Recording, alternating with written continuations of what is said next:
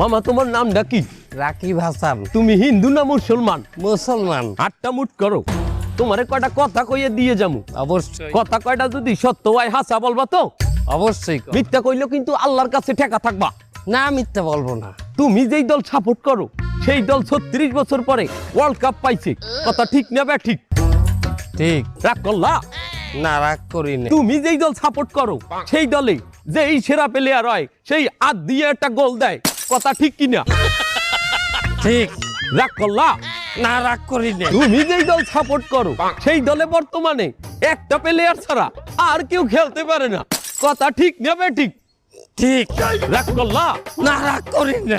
তুমি যেই দল সাপোর্ট করো সেই দলের 3টা বিশ্বকাপ সাপোর্টাররা মনে করে 50টা বিশ্বকাপের সমান, আর ব্রাজিলের 5টা বিশ্বকাপ রে ওরা একটাও ধরে না, কথা ঠিক না বে ঠিক?